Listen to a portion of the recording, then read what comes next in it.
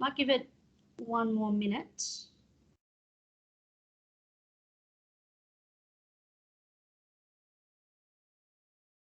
And then we're good to go.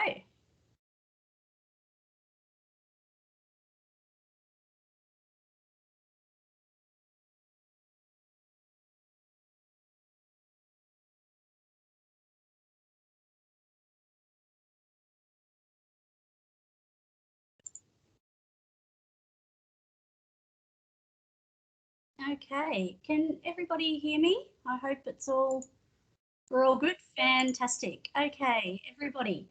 So we're going to make a start. So it's a couple of minutes past 11.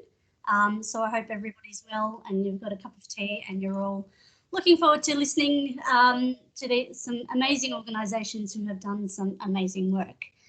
So I'd like to welcome everybody today to our webinar celebrating all things autism awareness. Autism Awareness Day is actually tomorrow. However, tomorrow is Good Friday, so the next best thing is to do it today. So before I begin, I would like to acknowledge the traditional owners of the lands that we're all on.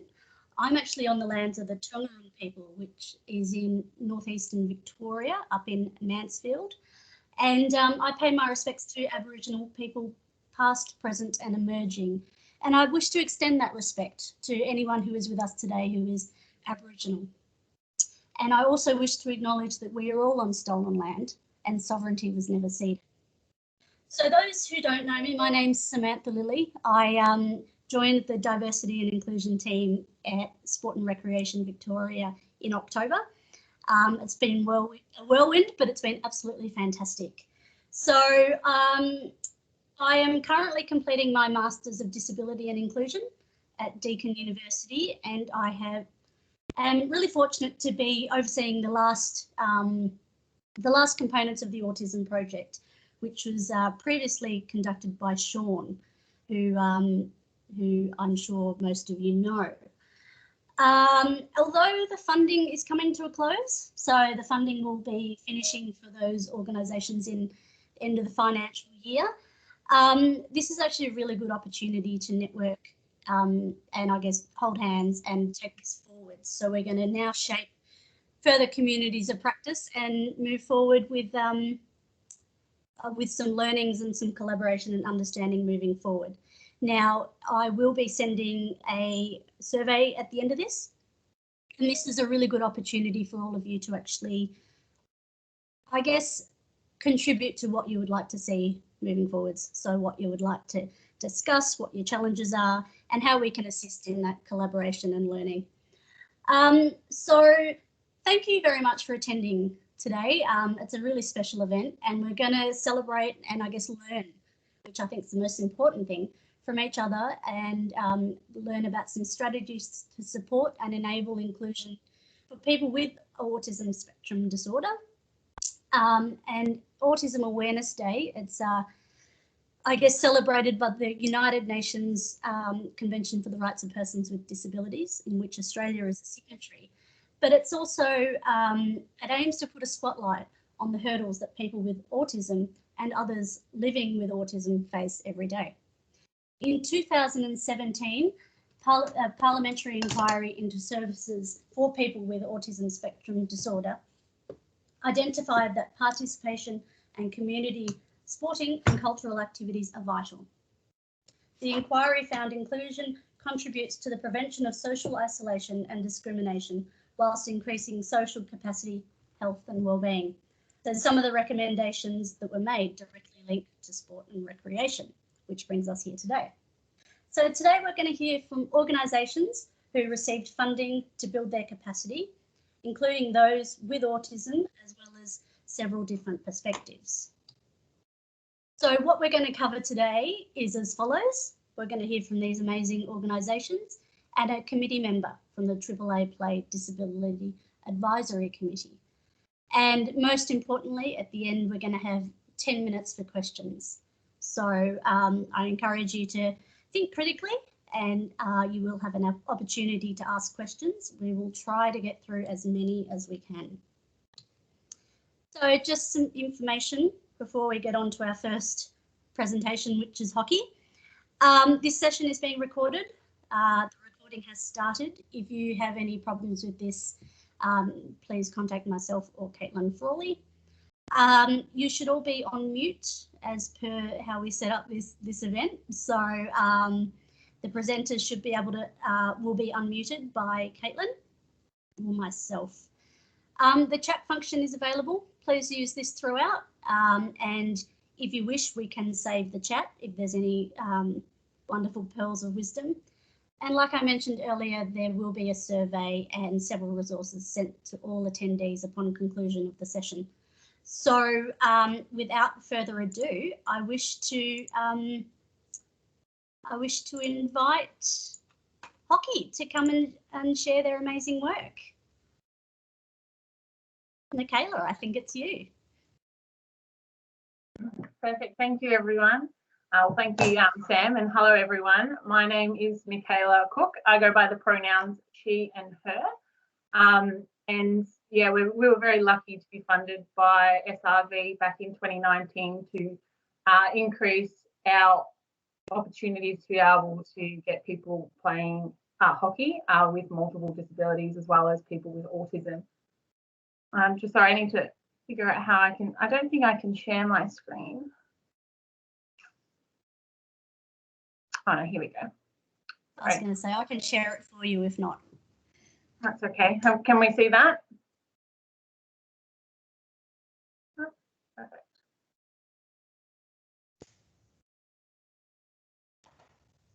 Awesome. So I'm going to start with some of our challenges that we're faced at hockey before the funding. So one of our biggest ones is engaging people with a disability to play hockey after school at their local clubs, which included people with autism. We have a very strong presence within the special developmental and the specialist schools within metropolitan Melbourne especially, but we've found it quite challenging to transition those students that play hockey within their school environments into local clubs. So after talking with Sean and looking at what we've been doing, we thought it might be worth trying to make some of those first point of contact changes, like our website and also some club resources as well as participant resources. We were funded for our website resource and best practice accessibility, which included the redevelopment of our website and access all ability inclusive hockey tab to meet the Victorian Government's Web Content Accessibility Guidelines, which is the WCAG 2.0, as well as develop inclusive resources, including social stories and participant information forms, which would help guide our coaches and facilitators in understanding their participants and their interest-based so that they can incorporate best practices for those individuals, as well as a user-friendly play hockey finder.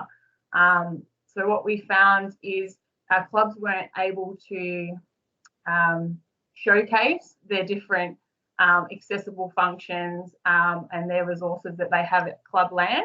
So this new Club Finder, Play Hockey Finder now incorporates additional filter functions, which include accessible toilets, wheelchair accessibility, communication boards, sensory rooms if they may have them, defibrillators, and then they can also filter by specific programs as well.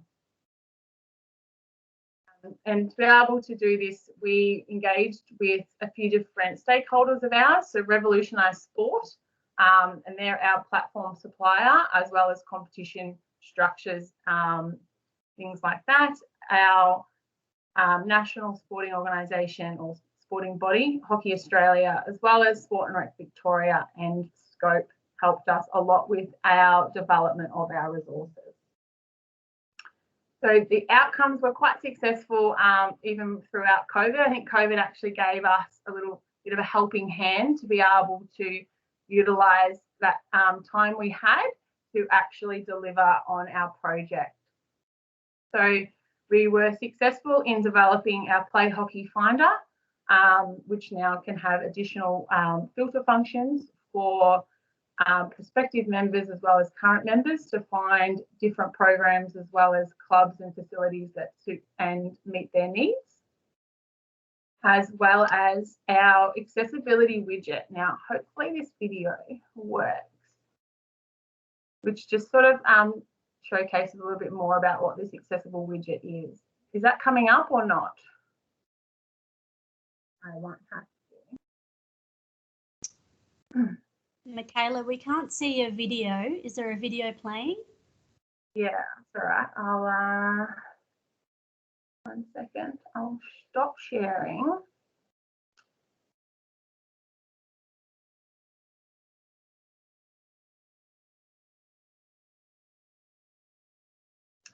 And I'll reshare that video. Hopefully this works.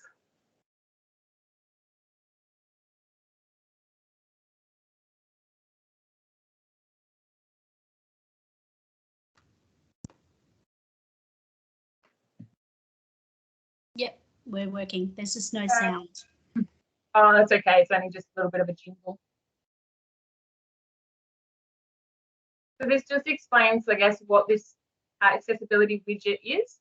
It's also a really good function for a lot of organisations and sports to potentially look, develop and incorporate into your own website. So that's why I thought I'd put the video here so you can see the different functions that it has and then where it sits on our website if you want to go and have a look after today's.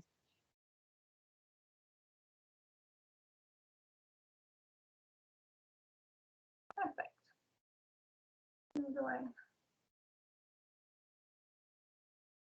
Oh, you can tell. Has my PowerPoint come back up or not?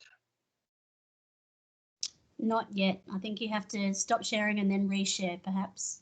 Okay, perfect.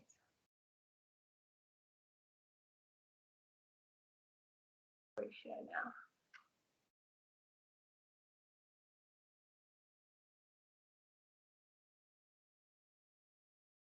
Lovely. Are we back up? Perfect. Cool.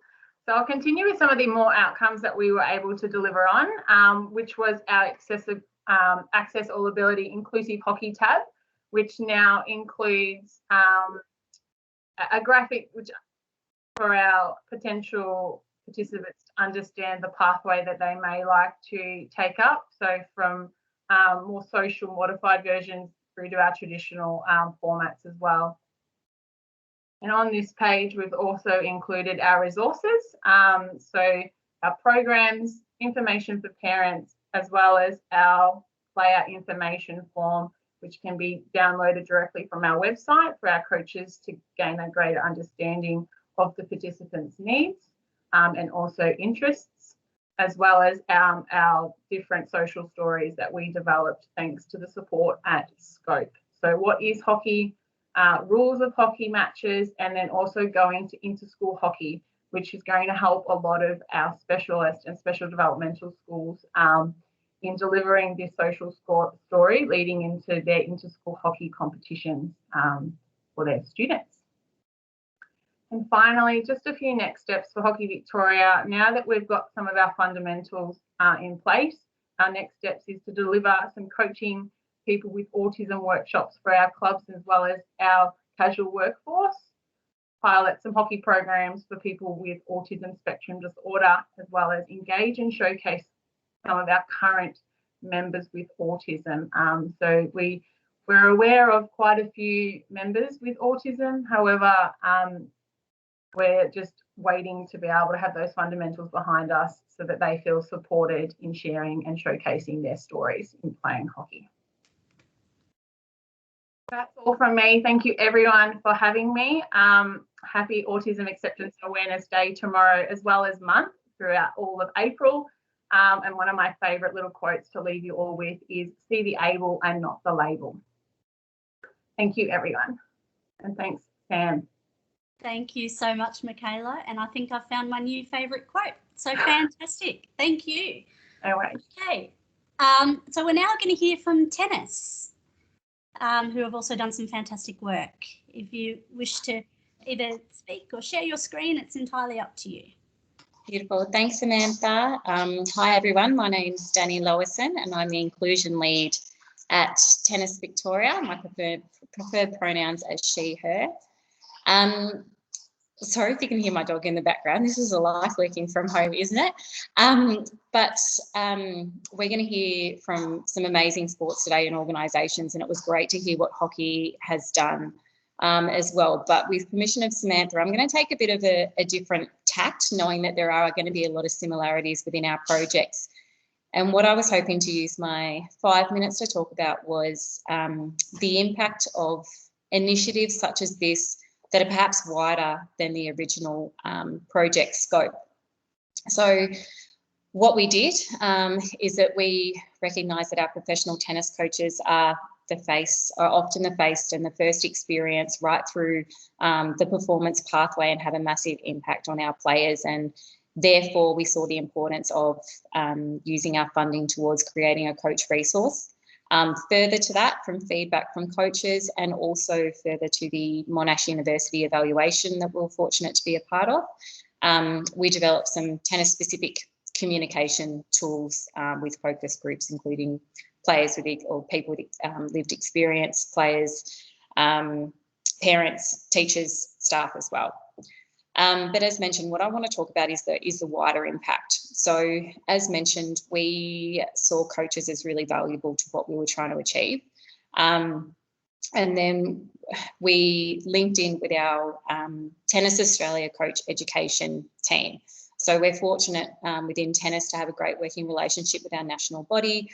We share the same vision, values and behaviours, which made it a lot easier to approach the coach education team and see alignment in what our aims and objectives were for this project.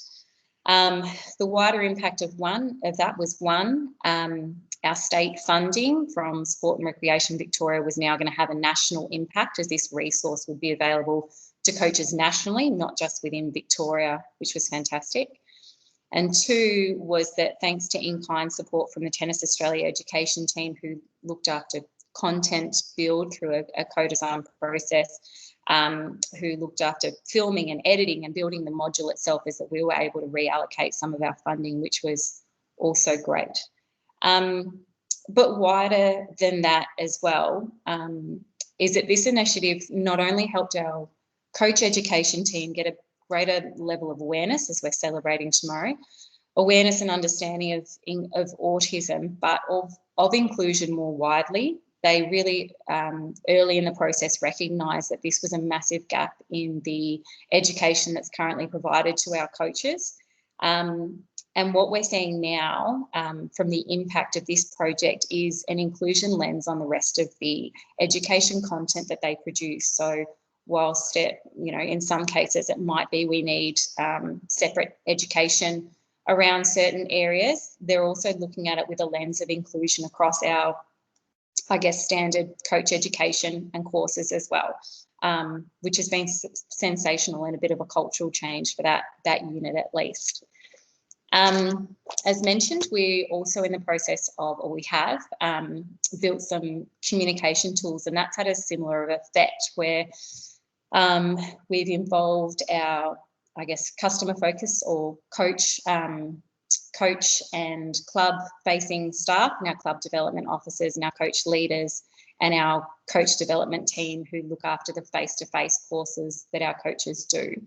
And in building those communication tools, they're encouraged, or I suppose almost forced, to look at our sport from a different perspective. I think often working in sport, you might work in a sport that you've grown up with, that you know the ins and outs of, that you've coached in or you've volunteered in, and sometimes it can be hard to step back and have a look at what the sport looks like from someone else's perspective. From tennis example, looking back and seeing those giant fences that we have around our clubs and seeing those as a barrier to get in, not to keep the balls from getting out. So I think it's this mindset and way of thinking that's really transferable for our staff. So it not only helps them to be able to have these conversations with clubs and coaches around autism, but it's essential for the conversations that they have with clubs and coaches as we try to encourage them our community clubs to be more reflective of the community that they are a part of. So yeah, that's what I wanted to talk about, was the importance of these initiatives and the wider impact that they can have. It begins with the awareness piece that's been happening and that we're celebrating tomorrow. But that, along with a few other bits and pieces that we're trying to build and do, can go a long way towards embedding inclusion within our organisation, not only within our organisation, but hopefully within our sport itself more broadly. So thank you. If there's any Q&As more specific to what our actual resources build was or anything, please feel free to ask them in a Q&A. But a massive call out for the impact a bit more broadly than what the project scopes originally was. Thanks, Samantha, and everyone for listening. Thank you so much, Danielle, and thank you for ramming home that, you know, inclusion should be the norm, not the exception. So thank you for that. We next have Special Olympics. Sarah. Hi everyone, Sarah Whedon from Special Olympics. I will share my screen. Let's see if this works. How are we going with that? Is that working? Yep, all good. Beautiful. So thanks, Sam, for inviting me along to present, and happy World Autism Day tomorrow. What a fabulous day to celebrate, and I'm really happy to be part of this. So thanks for inviting me today. I would like to acknowledge the Wadawurrung people, who are the traditional custodians of the lands that I am on today. So I'm going to talk about the work that Special Olympics Australia have been doing over the last couple of years around autism with the support from Sport and Rec Victoria. In 2019, we launched an online learning module which was called an Introduction to Autism Spectrum Disorder. And this course was designed to provide teachers, coaches and volunteers with a deeper understanding of the sporting experience of people with ASD. And part of the project was an evaluation of the online course, to which we engaged Monash University, and Danny just mentioned Monash University's evaluation. So we sort of had a combined evaluation, which is really helpful to our understanding of our online course delivery. And another part of the project was to basically bring to life the online course in a series of workshops in regional and metro Victoria. We'd planned for a series of face-to-face workshops, but of course COVID-19 put a spanner in the works for everything and everyone, and we were forced to develop, I say forced, but we developed an online webinar series called Autism Inclusion in Sport, Recreation and Physical Education. So the series consisted of 6 live webinars delivered across June to September last year, incorporating some of the key themes from the online learning course. And we wanted this webinar series to replicate some of the outcomes of the intended workshops by increasing the confidence and practical toolkit for coaches, teachers and volunteers in delivering inclusive programs.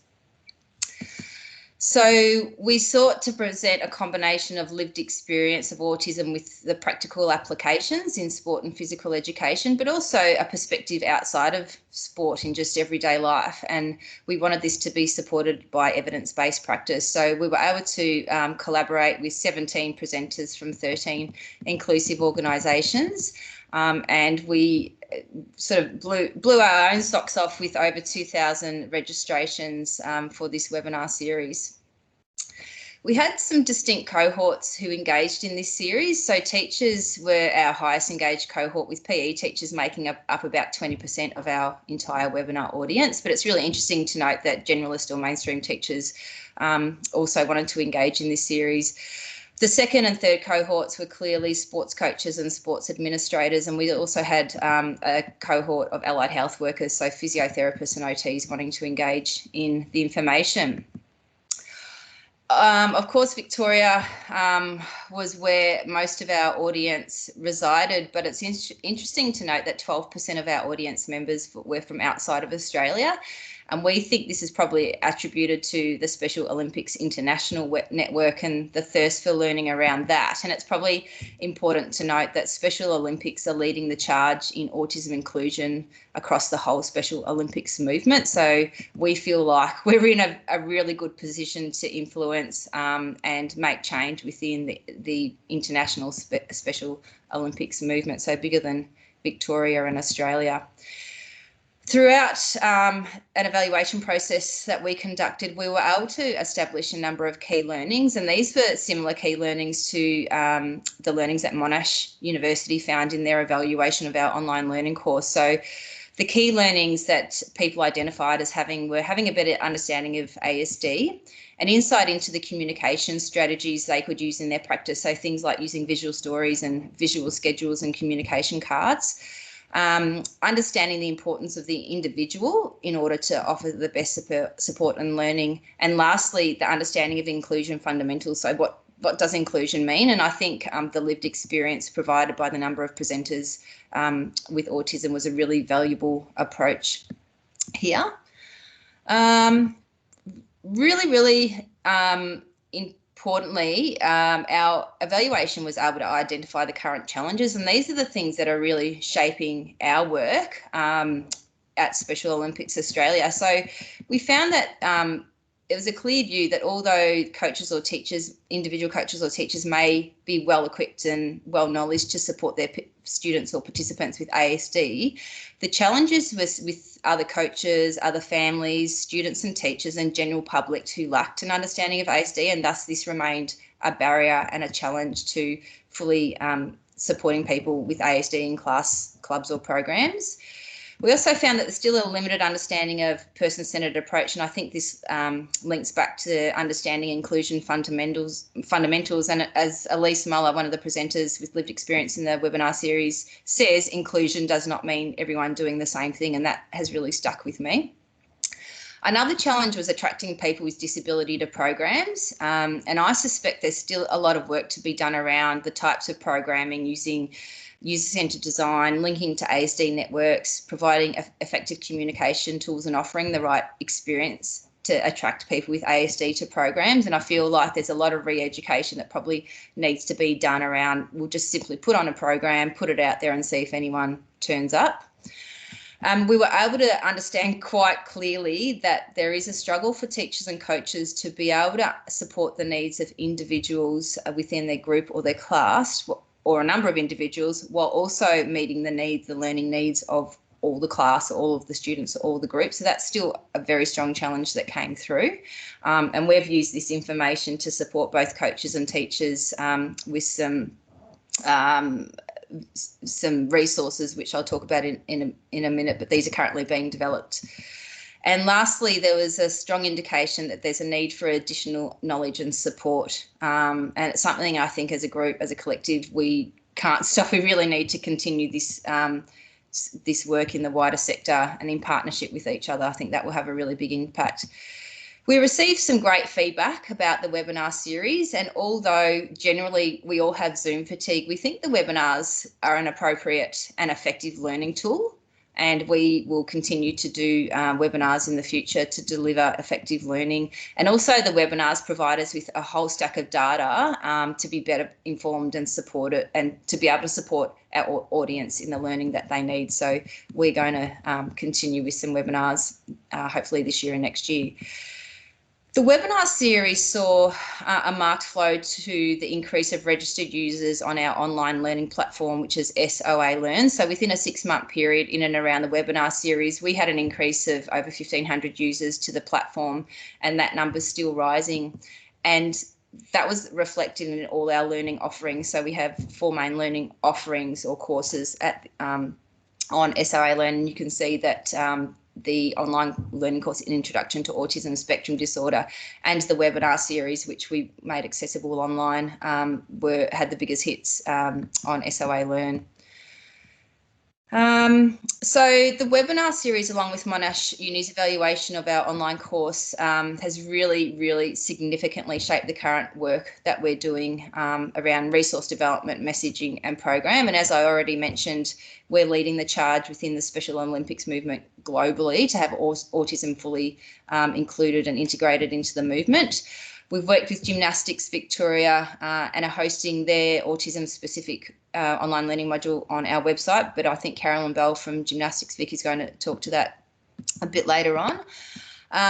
We are actually working with 7 NSOs on sport partner programs, and this is part of our new Inclusive Sporting Schools program. And so this seeks to enhance the NSO's offering to be more disability and autism inclusive. And our role in this partnership includes the development of a series of sport-specific inclusive resources for each of the 7 partner sports. And so these are visual stories, communication cards, visual schedules, class profiles, and a series of instructional videos to support coaches and teachers to use these. So this work was significantly informed by the Monash University evaluation, which called for increased support for coaches and teachers. So these will be released on our website in the next few weeks on our Inclusive Sport in Schools webpage. And just a little plug that our sport partner programs have been included in the Sporting Schools program. So this is providing an NSO SOA partnered offering, so to increase the reach of inclusion in sport participation nationally. Our potential to scale would be to work in partnership with more state sporting associations, such as we have with Gymnastics Victoria, and autism advocacy groups to develop more online learning programs. And ideally, we would develop autism-specific education programs in different sports and incorporate a coach or teacher mentoring program. We'd also like to capitalise on the link and engagement between sport education and disability sectors through the lens of physical literacy. And we'd also like to continue to support people with lived experience across a number of all our bodies of work to give them a voice and educate and influence better inclusion in sport in the community. And I think, looking at Michaela's presentation, I think we have a bit of work to do in our online and internet systems to be able to attract people with ASD and disability a bit more easy to our movement. So if you want to have a look at any of our resources, you can jump onto SOA Learn and have a look at our online courses. If you missed the webinar series, it's broken down into the 6 webinar series individually. You can get onto that as well, and just have a look out for some of the new resources that will be released in the next few weeks around supporting people with autism in our Inclusive Sport in Schools program. So I think that's it from me. Thank you so much, Sarah. That was incredibly comprehensive and a whole host of resources and knowledge that's been gained. So thank you very much for sharing. Thanks, Sam. DSR, it's your time to shine. You okay sharing your screen? Oh, yep, beautiful. Perfect. Hi, everyone. So my name's Aidan Shaw. I'm from Disability Sport and Recreation. My preferred pronouns are he, him.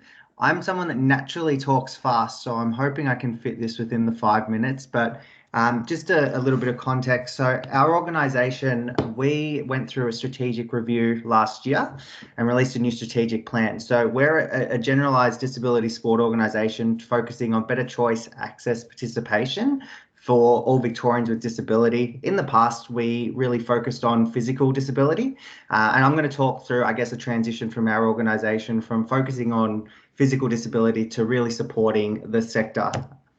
So we were funded through this amazing funding to increase the capacity of the sector and really to create a universally designed NDIS case study. So we had a couple of years ago created an NDIS case study, NDIS template, which was to support a person with disability on how they can include NDIS in their funding.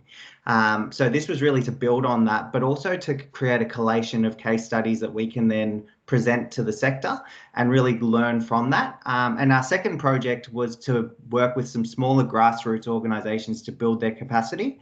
And from that, we were hoping to really build some sustainability and connect not just with state sporting associations who we tend to work with more, and start to really connect with the community. And our second project was also to develop an online training module, which we'll be launching imminently, which is really exciting. I guess looking at the support networks around a person with autism and how we can better coach. And where we were trying to create an alliance through that. So what we actually achieved, and it's really interesting reflecting back because it was such a transition time, not just for our organisation, but the sector. And we did have to use that terrible word pivot. And we actually, with our NDIS Sports Guide, recognised that there was an opportunity to increase accessibility. So we created an easy read version of our NDIS Sports Guide. We also created a sort of plain language version of it, and then we did an audio version. So recognizing that there's a number of different participants, often with autism, that would want to access our resource, and in its current state on the website, it just wasn't going to sort of be able to be used in the way we wanted.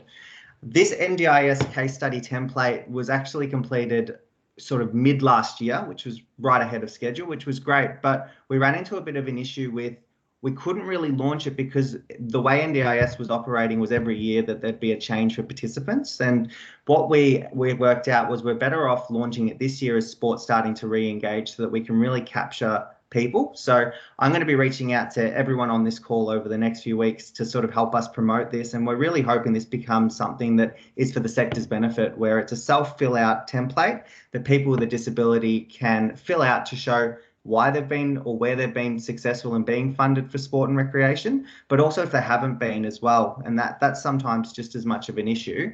But then also alternatively, there's a way for organisations to fill it out to demonstrate how they've been able to access NDIS funding. As I mentioned, we're launching this program very soon. So in partnership with the University of Melbourne, we've created an online training program. It's going to be hosted through the Future Learn program, and we're really grateful to Sport and Rec Victoria for making sure that we could deliver this in time. We've been waiting for ethics review, and as I'm sure you all know, ethics reviews sometimes take up to a few weeks. So we found out it took a few months, but this is a 4 hours of content. We've got an amazing working group with a lot of the organisations on this call helping us, and we've really established an alliance committee, because what we're looking at doing is broadly supporting the sport and recreation sector. And we know to do that, we all need to work in collaboration. So there's articles, videos, case studies, quizzes, and it's self-paced. So it really gives those people that work with people with autism the chance to learn a lot about cycling, and a lot of the principles might be for cycling, but it can also be applied everywhere. So really the successes for us is we've established a cycling alliance, which we're really thrilled to do. We've created this training module, we've created the case study template, but what it's created is, I guess, a perception within the sector that we are more than just a physical disability organisation. And we've been really proud to be able to, I guess, use this opportunity to meaningfully connect with other organisations and, I guess, not be a service deliverer, which has been quite different for us. So understanding that what we are, we're on the balcony looking in at organisations, and we want to help where we can. Our biggest challenge was probably through this whole project is prioritisation, and we all would have gone through that last year. Is this might be a project that's really great at the time, but when you've got, I guess, limited resources, not much sport or participation and recreation happening, and then a new strategic plan coming in, this sort of at times was quite a challenge to really implement. But at the same time, by being able to do it properly, it's really made a massive difference where we know we're going to have some great resources that we can show the sector.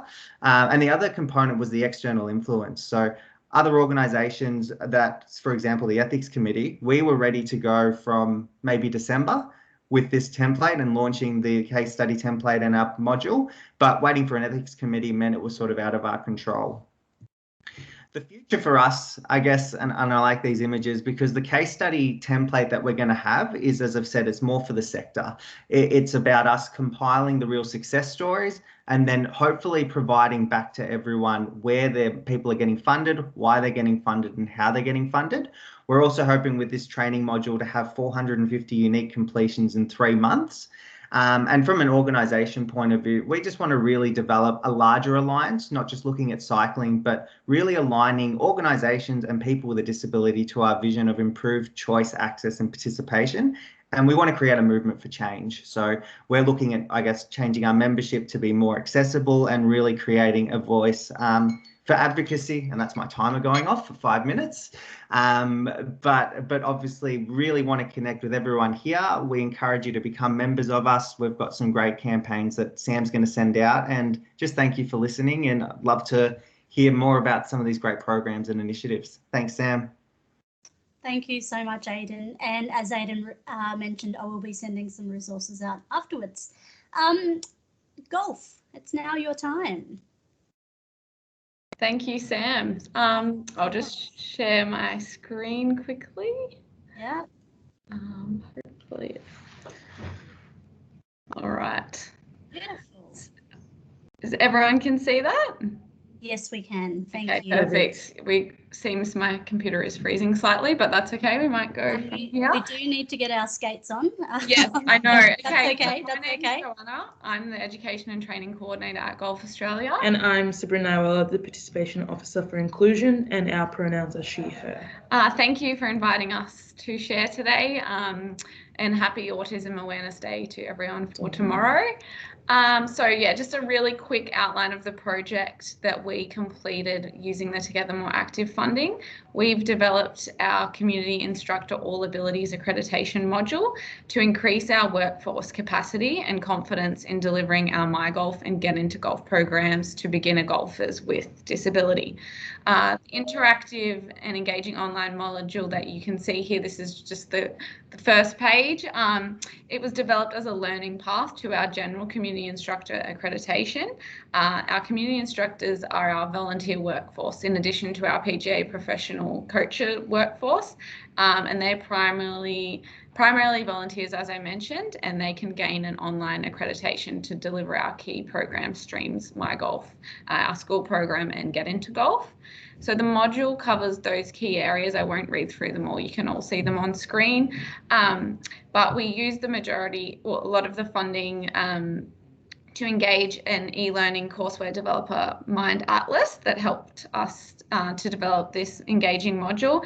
And we've incorporated custom animations throughout to demonstrate the key ways to communicate and deliver sessions to golfers with all ranges of abilities and disabilities. I'll just provide a few screenshots of what the module looks like. I obviously didn't want to run everyone through the entire module. That will take far more than 5 minutes. This is just an example of our Get Into Golf All Abilities program that community instructors that complete. Wrap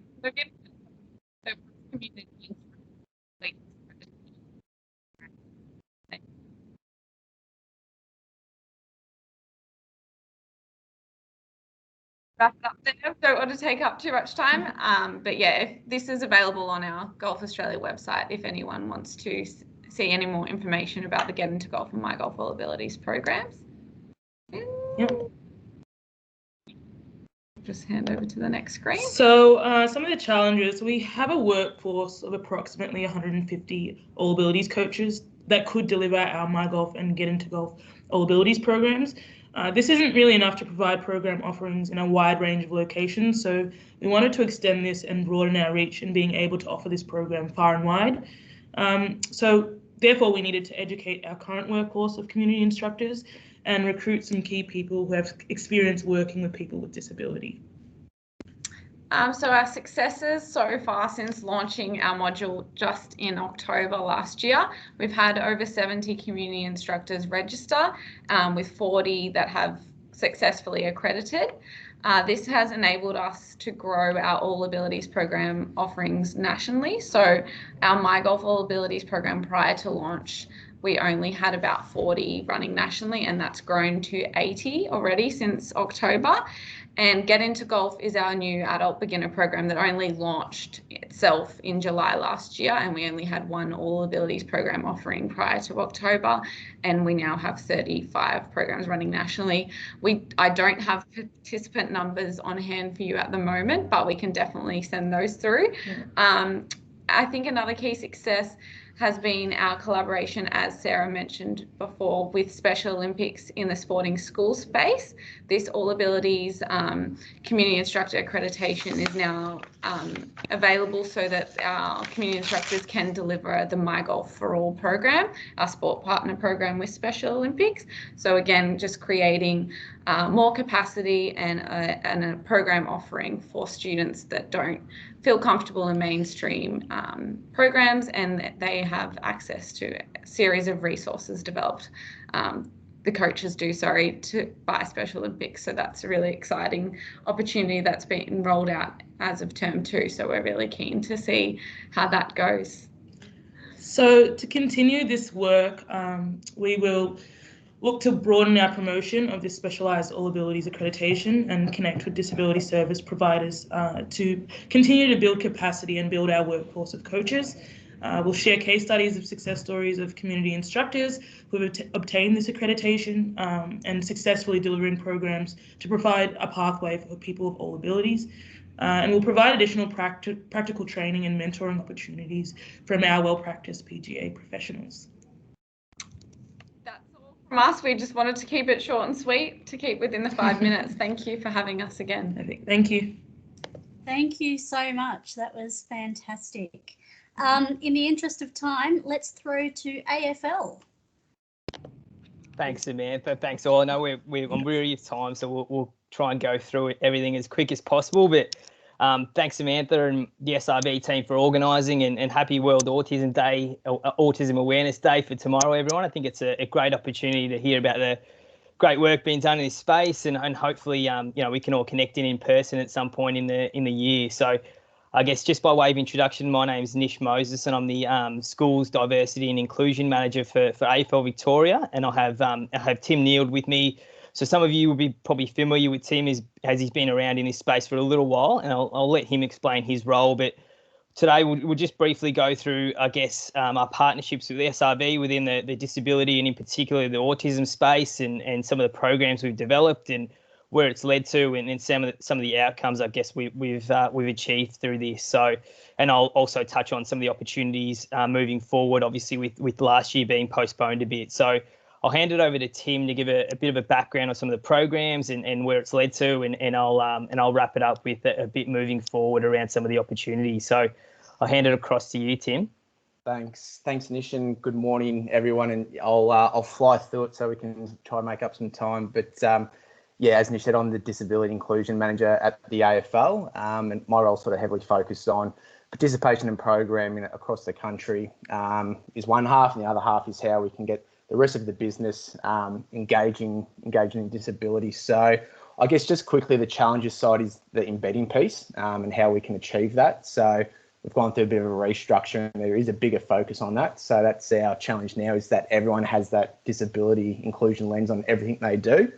But just quickly on a resources side of things, some might be aware of the All Play Footy resources that we've got, which focus on how we can get more kids involved in AusKick and supporting all the enablers to support kids, really. So that's a big one. There's a website out there, and there's also a coaching module. And I guess what's next for that is how we really embed that. So play.afl, which is our main landing page for where you play footy, and how all those resources integrate and how we onboard our casuals to ensure that, once a kid arrives at AusKick, that they're fully supported and they integrate just like anybody. And then coaching as well, how we can reach our 8,000 accredited coaches through coach.afl is to get this awesome resource on there. So that's our next sort of goal, is just really embedding all this work into everyday's practice, and doesn't just sit with me and Nish, that people are leading coaching and AusKick, that they're leading the charge. Marble Stadium as well, as part of our redevelopment. There'll be state-of-the-art sensory room too, which is going to be great. And GMHBA Stadium down in Geelong has one already, and Marble, and then I believe MCG looking. So some of our premier facilities as well, which cuts across many sports too, will be able to access those facilities, which is amazing. And the other thing coming up as well is our Disability Inclusion Action Plan, and there's some organisations and people who are part of that consultation, and we had a maze, and also people with lived experience of autism as well, part of that consultation process. So that got held up due to COVID, but we're re-engaging with that process now. And some of the, some of the actions we've got with that is, yeah, sensory rooms introduced to some of our major events, a footy festival, and one of the big pieces around the training as well. So training of permanent staff, our casual staff, event staff around supporting people with disabilities. So that's not an overnight fix. And again, coming back to that whole embedding diversity and inclusion, that, yeah, we put a lot of time into getting the processes right. And it's a bit like, core business after we get it all finished. So that's a quick snapshot. Nish, back to you, mate. I'll let you wrap it all up. Thanks, Tim. I guess just in terms of our relationship with SRV and some of the funding and opportunities moving forward, I know I've been back and forth with Samantha a few times in terms of what happened last year and what we can do moving forward under the funding agreement. So probably can sum it up into 3 key areas that we're looking to roll out this year. And the first one is storytelling. So addressing it is harder to be what you can't see. So I guess showcasing the talents of people with autism and related conditions, showcasing current participation examples throughout Victoria with All Play, and just trying to promote the opportunities that exist in our sport through visual campaigns. And I know it's something that Tim and I are really keen on, and something that we probably as a sport lacked a bit in terms of branding from our Auskick flyers. And so we just want to try and create that visual campaign so people can see the opportunities that exist within our sport, and going to try and utilise sort of clubs brands as much as they can with this, and obviously some clubs do some great work within the inclusion space. I guess the second key area is just be programming, so capitalising on clubs that have a strong inclusion strategy. So we're partnering with St Kilda to develop another Saints Play Auskick Centre, and they're going to have a sensory space at actually RSCA Park as well. Same with Hawthorn, running a disability centre in the east of Melbourne. So big part of these programs will be utilising sort of AFL clubs, AFL wheelchair and AFL blind players to be sort of role models and paint that sort of picture as well. So and the last one is just employment. So continue to try and work with our regional staff and employ people with a disability and employ sort of our wheelchair and blind players as much as we can to really promote clubs and promote this sort of work that they're doing in this space. So I guess that's a really quick snapshot, and look forward to working with everyone on this call moving forward as well. But thanks for organising, Samantha and the SRV team. Thank you so much, Tim and Nish. That was fantastic.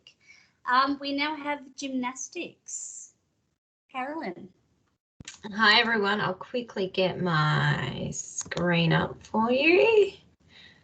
All right, can you see that fine, Samantha?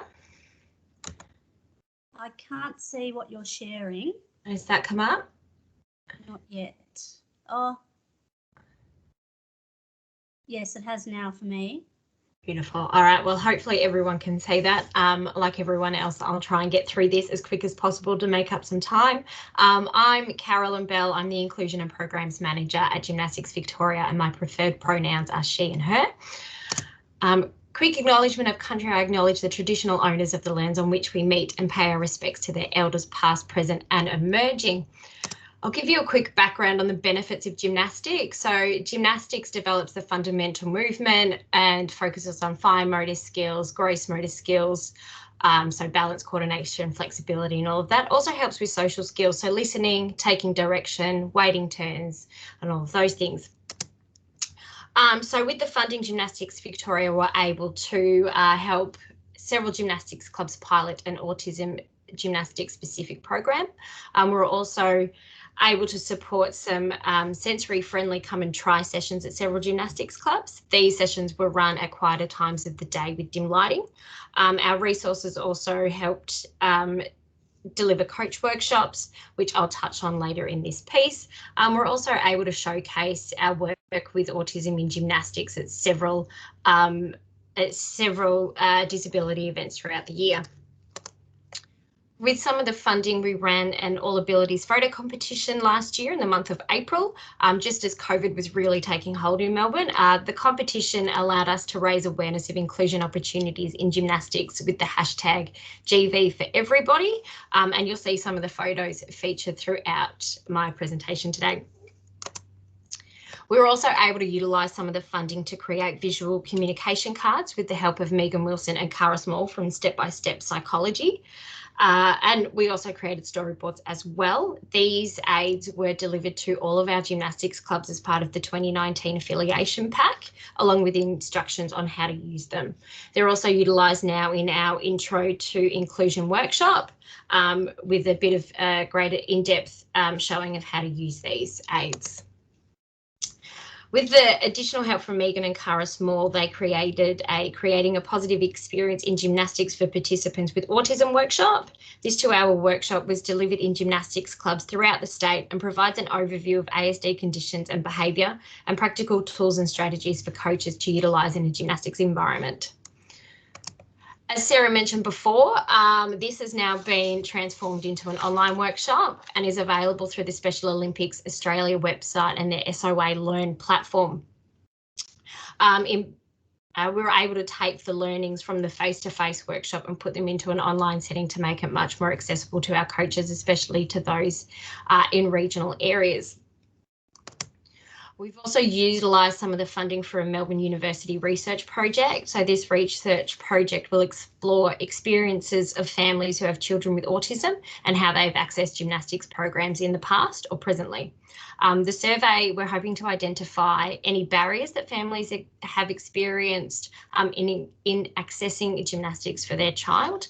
This research project, due to COVID, is still being completed. The survey will close next weekend and hopefully we'll get our results shortly after that. Obviously, the challenges, the big ones for us were COVID. So with the photo competition, it impacted the number of entries. Obviously, with COVID and us being in full lockdown last April, none of the participants were able to actually take current photos. They had to use previous ones. It pushed back the filming date of our online workshop, which meant the release date was pushed back 2 months. And it also impacted the number of responses we've received for the Melbourne University research project.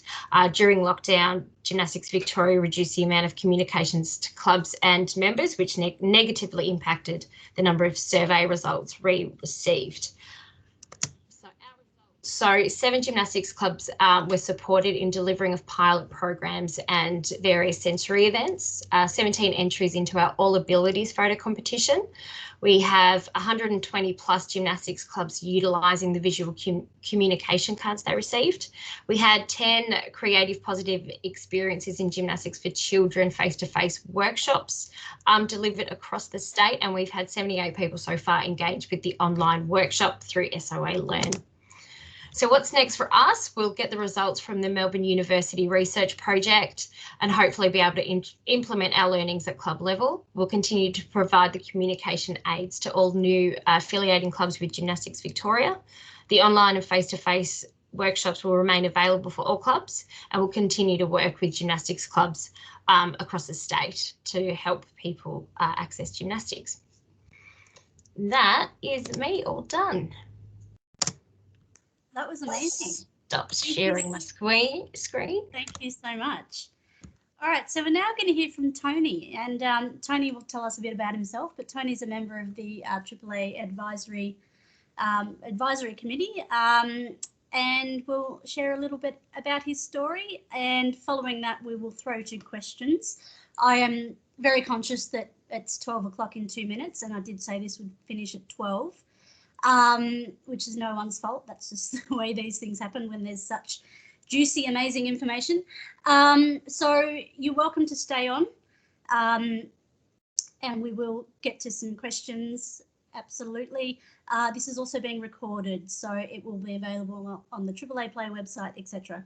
So if you need to jump off at 12, absolutely fine. If you want to hang around, even better. But Tony, all yours.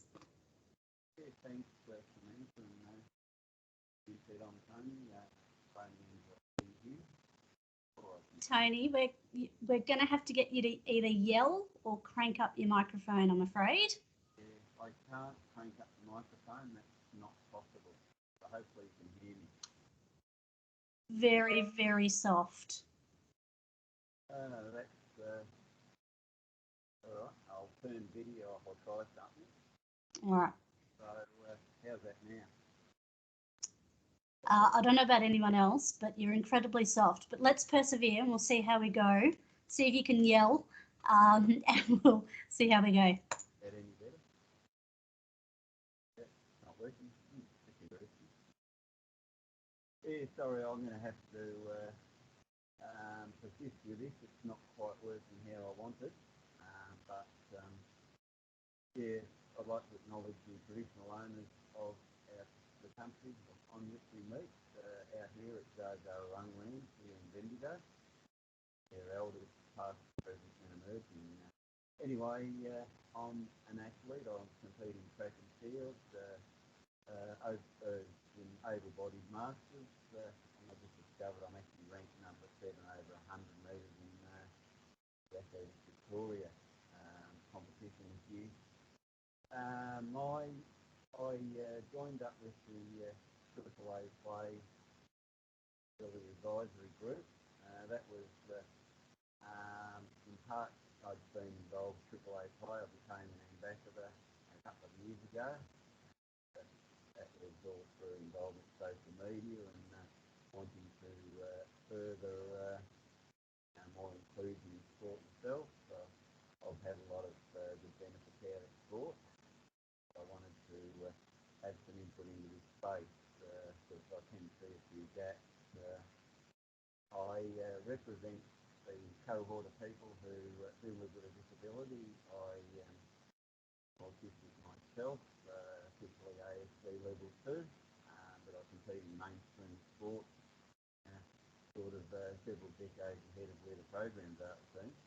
And also I represent an older demographic, now being in my 50s, still participating. I manage a lot of things myself in terms of learning stuff. I sort of have to take what coaching I get and work out what's working, what's not, and I'm trying to build an understanding that maybe I can use to help others. So that's pretty much where I'm coming from. The Disability Advisory Group currently mostly working on the new website that AAA Play has been working on, but we are looking towards sort of where there are gaps in inclusion and working further down that road. The website stuff is largely out the way, but at every turn I do point out that not all of us come through the disability industry. I've had very little contact with it. In fact, I made contact a bit more recently. Now that I have an NDIS plan, I can engage supports like occupational therapy for various general life aspects. As I said, I do see a lack of things for adults, particularly adults who don't have support workers, who have to work things out themselves or have some peculiar executive function issues. And as a final note, I'm happy to talk to anyone that wants my perspective. If there's anything I can do to sort of help you make your programs better, definitely would like to help out. Anyway, that's enough for me. We'll keep moving and hopefully you can hear what I have to say, or we can engage in some other meeting later. So back to you, thanks. Thank you so much, Tony. And I think it's really important that everything we do, we add lived experience. So thank you for sharing your journey as well as your knowledge. It's really important that we include people such as yourself in these conversations. Okay, what we're going to do now, I do acknowledge it's past 12 o'clock. We have two options. We can throw to questions now if there are people still on who wish to ask questions. Alternatively, in the feedback form, you can ask questions of certain organisations or of us. I'm happy to open the floor now to any questions anyone may have. Don't all rush at once.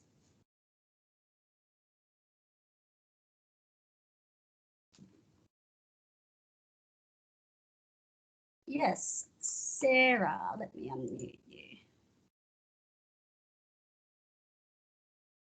Okay, you should be able to unmute yourself now, Sarah. Thanks, Sam. Can everyone hear me okay? I've got some Yep. microphone issues myself. Perfectly. Thanks for all the amazing presentations, everyone. That was really interesting, and I definitely got a lot out of it. I'm really curious to hear about, apart from COVID, putting that aside for a minute, what is everyone's big challenges moving forward? What's the sort of the main thing that you're looking to address or to overcome in this space? Does anyone want to? It's a general question for anyone. Yep, that's for everyone. Any insights? Happy to jump in and mention, I guess one of our challenges at the moment is a resourcing point of view. So like across the country, you know, I'm sure many organisations like the AFL went through restructure due to the financial impact of COVID. And now that we're about 4 or 5 months into our new restructure and football starting to get delivered on the ground, I think we were running programs like COVID hadn't hit. And I think the realisation that the resource issue is real, and the struggle is, all right, what needs to be pulled back on, what's prioritised as opposed to doing everything. And that's some of the feedback we're getting from our states. And I know chatting with Nish as well, that it's the same in Victoria too. So I think that's going to take a bit of time to rebuild, but that's just one of the issues we're sort of facing at the moment. Thank you. Does anyone else have anything to add to that? Rachel, just give me a moment. Okay, you should be able to unmute yourself now.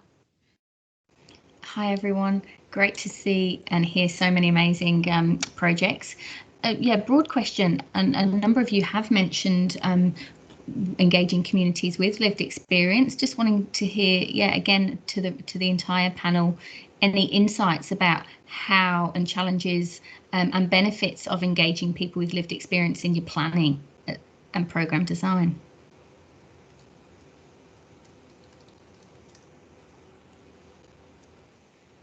I think for us personally, you want to go, Sarah? So one of the biggest challenges we've faced with trying to engage people with lived experiences to share their stories, to help, I guess, educate our clubs and our coaches on best practice, but also to engage the community of people with disability to be involved in hockey. Sorry. It's been more around like resourcing, but like more in the budget side of things. So I respect and acknowledge that, you know, telling your story and sharing your story is challenging work, and that, yeah, people should be paid for their time and their story. However, we're such a tiny sport when it comes to the delivery of diversity and inclusive practices. So we're trying to embed it like AFL across all staff members, PDs. However, I'm predominantly the main person, and then our funding resource is quite minimal as well. So being able to engage those people and pay them for their time, which I respect and think we should be doing, we just don't have those amounts of money to be able to do that, which is one of our biggest challenges. Michaela, you also have a question in the chat from Valley Sport. I'll read it out. So are you able to elaborate on the upcoming pilot program at all? Yeah, so we've got two programs, so two areas that we're working with. So we've got Ballarat. So we've been trying to do some work with them and engage more people with disability to play hockey. We've done it as more of a all abilities style for children aged 5 to 18. However, we're looking to do more specific programs for different disabilities and hoping that might engage people more. And there's also another program that will be run with our Bayside Hockey Club down in Brighton as well later in the year, and collaborating with local sporting clubs that from different sports that also do work with all abilities as well. So trying to, I guess, leverage off some of those other bigger sports who have larger participation of people with a disability. So hopefully bring the people in the door. They can try all of our sports and also see that hockey is safe. I think that's one of the biggest barriers, and also it's fun and inclusive as well. So there are a few of the projects that we're looking to develop this year. Fantastic, fantastic. Does anyone else have anything before? I'm conscious that we're, 10 minutes over. Sarah. Yes. Oh, I just wanted to get back to the other Sarah's question about the challenges. The challenges that we were able to establish through our evaluation through Monash University and through our webinar series, there was some fairly clear challenges, which I think Sam's going to send out an infographic, which will have those on there. I would like to see a wide sector campaign, like a This Skill Can campaign. I know that's not sport and rec, but a wider sector campaign around autism awareness in sport, and in collaboration and in partnership with, SSAs, SSAs, autism advocacy groups, state government, to increase the awareness of autism, to support people with autism and to support those challenges that teachers and coaches and volunteers have around just the basic understanding of autism and how to support people with autism. I think there probably needs to be an awareness campaign that came through fairly strongly in the feedback that we received from our audience. So I'd love everyone to collaborate to do that. I think that's a really important piece that we can do on a high level scale, but we all have that will, filter down and have benefit right down to those participants with autism. Fantastic. Fantastic. Looks like we've got lots of work ahead of us, but I think that's really exciting. Before I bring this to a close, and again, I profusely apologise that we've gone 11 minutes over, does anyone else have anything they wish to ask, or any comments or anything like that? Pop your hand up if so. And if not, I mentioned the next steps, so I'll be sending an email out this afternoon. It will have some resources, as Sarah alluded to. It will also have a feedback questionnaire. So I'd really appreciate if you could actually do that. I know, I'll come to you in a minute, Tony. I know that they're tiresome and we're a little bit surveyed out. However, this will be really important in terms of driving our next steps. So I want to continue this momentum, continue this energy, and let's do some future, do we want to do webinars, communities of practice, hopefully some face-to-face things. That would be brilliant. So I want to continue this momentum moving forward, but I want to do what you want. Where's your need? And I want to address that. I don't want to do what I want to do, because that's not going to help anyone. I want to do what you need. So if you could fill that out, that would be fantastic. Tony, I'll throw to you. Just refer to the comments I've made. A lot of things is asking for input from lived experience. A lot of it's probably not getting out, and it's going to be hard to do. So finding more ways to reach it. I'm certainly more than happy to see it myself. Fantastic. We'll certainly take that on notice. Brilliant. Thank you for that. Thank you. Okay. Any last anything? Again, I'm sorry we have gone over time, but I do think this has been really valuable. No? All right. Thank you, everybody. Have a fantastic long weekend. A particular thank you to our presenters. Your work continues to amaze me. And let's keep this energy going, and I'll see you all next time. Bye, everyone. Thank you, everybody.